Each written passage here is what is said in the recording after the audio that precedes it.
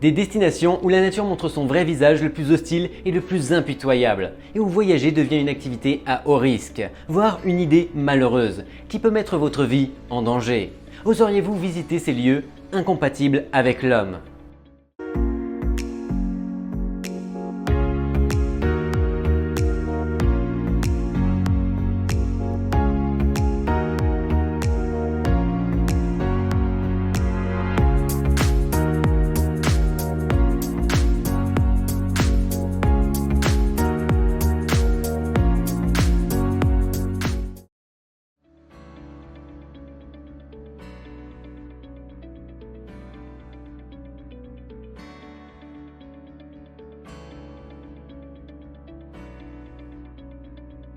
Que peut-on reprocher à une île déserte au large de Sao Paulo? Rien de moins que la présence massive de l'un des serpents les plus venimeux au monde, qui en a élu son domicile. La vipère de l'île brûlée, Bostrop insularis, est une espèce en voie de disparition, car on ne la retrouve que dans cette enclave idyllique située à 30 km de la côte. Mais bien évidemment, elles sont là les reines incontestées. Selon certaines estimations, elles seraient environ 4000 sur une île d'à peine 1,5 km de long et 500 mètres de large. Ce n'est pas rien quand même.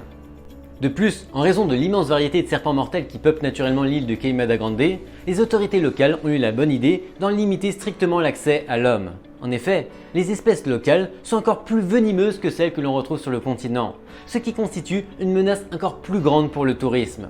Ces serpents chassent et mangent des grands oiseaux migrateurs. Les oiseaux de l'île connaissent déjà la létalité des serpents et ont donc appris à anticiper leur attaque pour s'en échapper. Comme ils ont été forcés de se nourrir d'animaux plus gros, leur venin est naturellement devenu plus mortel.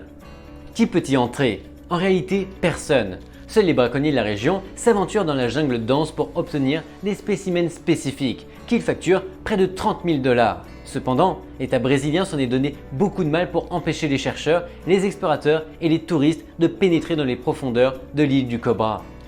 Il est bien connu que les pêcheurs de la région propagent des légendes qui effraient les habitants et les étrangers. La plus célèbre raconte l'histoire d'une famille entière qui aurait perdu la vie en débarquant sur l'île. Une autre légende raconte que ce sont des pirates de haute mer qui ont rempli l'endroit de serpents pour protéger un trésor de plusieurs millions de dollars qu'ils y avaient caché là. Curieusement, le seul habitant de l'île était le gardien du phare, qui a vécu sur l'île jusqu'aux premières décennies du XXe siècle, avant d'être remplacé par un mécanisme automatique.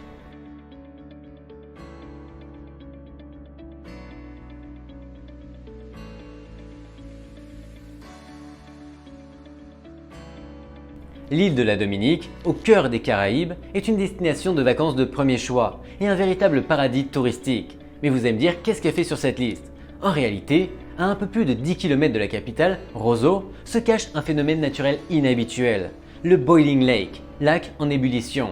Il porte bien son nom car son eau atteint des températures très élevées. Cette chaleur crée un nuage de vapeur unique qui confère à l'ensemble une beauté toute particulière. Bien entendu, il ne faut pas y entrer pour voir comment est l'eau. Pour en savoir un peu plus sur le Boiling Lake, il convient de préciser qu'il mesure 60 mètres de large, 60 mètres de long et une profondeur d'une moyenne, non pas de 60 mètres, mais de 59 mètres.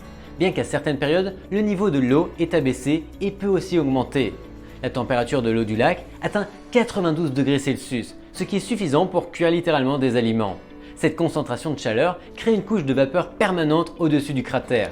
Une autre caractéristique frappante du Boiling Lake est la couleur de son eau, dont la teinte gris-bleu est due aux minéraux et aux éléments volcaniques qu'elle contient.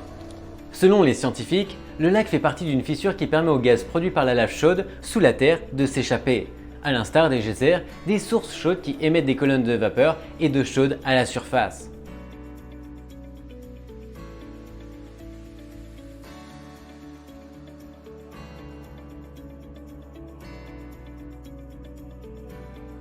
Il existe un endroit sur Terre où il est presque impossible de survivre, dans le désert du Danakil en Éthiopie, avec un paysage coloré aussi attrayant que dangereux, entre sources hyper acides, air toxique et environnement extrêmement chaud.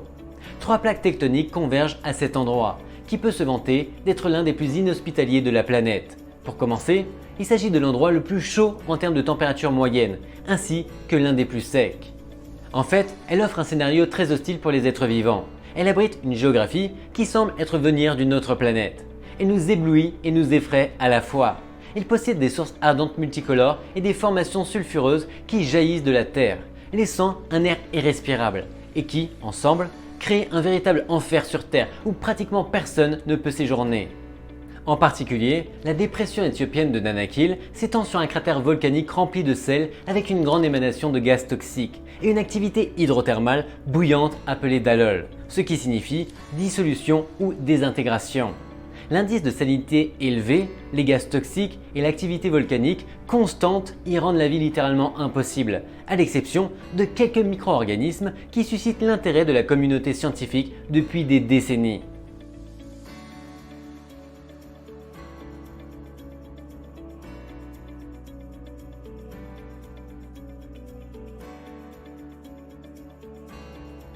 Avec plus de 17 millions de km², la Russie est de loin le plus grand pays de la planète. Et dans cette vaste géographie, elle possède naturellement des endroits hostiles comme peu d'autres. Omiakon est l'un des pires. Le froid est beaucoup plus intense que vous ne pouvez l'imaginer, avec des températures qui descendent facilement à moins 40 degrés. En fait, la température la plus basse jamais enregistrée a été de moins 71 degrés en 1926. Dans ces conditions, bien évidemment, il est impossible de faire pousser quoi que ce soit, ce qui se traduit par un manque de nourriture très problématique pour ses habitants. Car oui, bien évidemment, on ne sait pas pourquoi, mais il y a des gens qui vivent ici, plus précisément 462 braves gens qui vivent dans l'endroit habité le plus froid du monde. À Omiakon, même le soleil de midi ne suffit pas à réchauffer les gens en hiver. En Sibérie orientale, la région la plus froide de Russie, les basses températures typiques de ce village gèlent les larmes et les cils de ses habitants.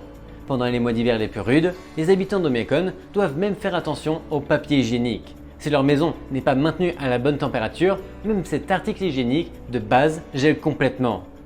Pour éviter que les moteurs des voitures ne deviennent inutilisables, les habitants ont dû adapter des pièces à l'aide de chauffages spéciaux.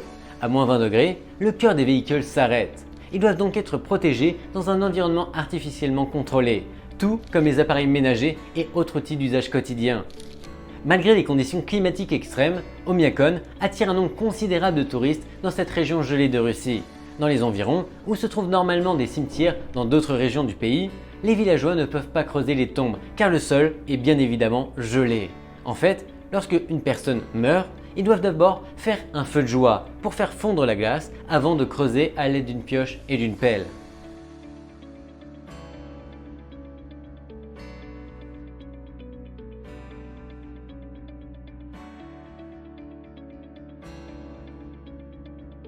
Dans le désert de Karakoum, dans l'ancienne république soviétique du Turkménistan, se trouve un endroit dont le nom parle de lui-même, la porte de l'enfer. En effet, c'est un cratère de 70 mètres de large et de 20 mètres de profondeur, dont l'origine est incertaine, bien que beaucoup la situent dans une étude scientifique infructueuse de l'ère soviétique. Sa particularité, il brûle sans discontinuer depuis les années 1970, grâce au méthane qui émane de la cavité. Ce sont les géologues eux-mêmes qui ont décidé d'y mettre le feu pour éviter que les gaz ne se propagent, pensant que l'incendie ne durerait que quelques semaines. Eh bien évidemment, ils se sont trompés. Est-il possible de fermer la porte de l'enfer? On ne sait pas s'il existe une solution viable pour éteindre les flammes de la porte de l'enfer au Turkménistan. Même ceux qui sont descendus dans les entrailles du cratère affirment que les solutions apparemment logiques sont inutiles. Les flammes de la porte de l'enfer brûlent depuis plus d'un demi-siècle. Depuis, selon les autorités locales, le cratère est devenu une menace pour la santé humaine et environnementale, notamment en raison de l'émission constante de méthane et d'autres gaz nocifs pour l'atmosphère. Tout comme les soviétiques ont forcé dans le désert pour extraire du gaz naturel, la porte de l'enfer est peut-être en train de forer dans l'ozone du Turkménistan.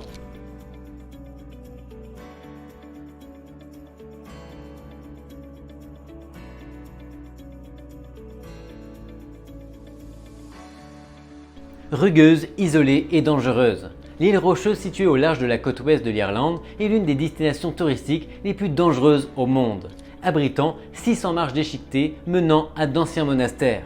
L'accès au site de Skellig Michael Mountains est un véritable défi. Les touristes doivent emprunter un bateau d'1 heure et traverser des eaux turbulentes. Et dans de nombreux cas, les bateaux ne peuvent même pas accoster en raison des fortes marées. Bien que le tourisme soit en hausse depuis que ce site a été présenté dans Star Wars The Force Awakens, le gouvernement est devenu prudent en raison des chutes de pierres, des conditions météorologiques défavorables et des problèmes de sécurité sur l'île.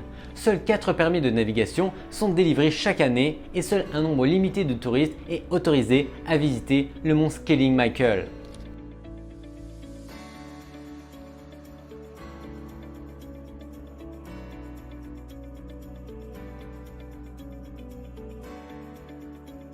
Pour terminer avec ce dernier endroit, avez-vous déjà entendu parler d'un paradis de la jungle?